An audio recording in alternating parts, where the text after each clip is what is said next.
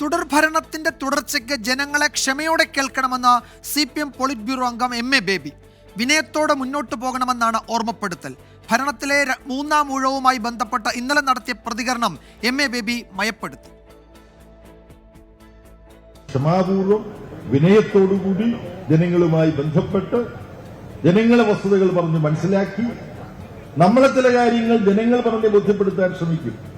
ജനങ്ങൾ നമ്മളോട് പറയുന്ന കാര്യങ്ങളിൽ നമ്മൾ ഉൾക്കൊള്ളാനുള്ള കാര്യങ്ങൾ നമ്മൾ ജനകീയ പ്രസ്ഥാനം ഉൾക്കൊള്ളണം. തുടർ ഭരണത്തിന്റെ തുടർച്ചയ്ക്ക് നേതൃത്വത്തോടെ MA ബേബിക്ക് പറയാനുള്ളത് ഇതാണ്: ക്ഷമയോടെ ജനങ്ങളെ കേൾക്കണം, വിനയത്തോടെ മുന്നോട്ടു പോകണം. മൂന്നാം ഊഴവുമായി ബന്ധപ്പെട്ട് ഇന്നലെ നടത്തിയ പ്രതികരണം MA ബേബി മയപ്പെടുത്തി.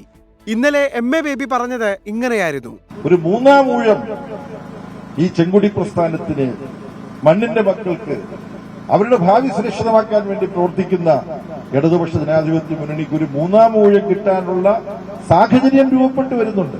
സാഹചര്യം രൂപപ്പെട്ടിട്ടേ ഉള്ളൂ കേട്ടോ. മൂന്നാം ഊഴം ആയിക്കഴിഞ്ഞു എന്ന് പറഞ്ഞിട്ട് നടക്കുന്നുണ്ട്. അത് അബദ്ധമാണ്.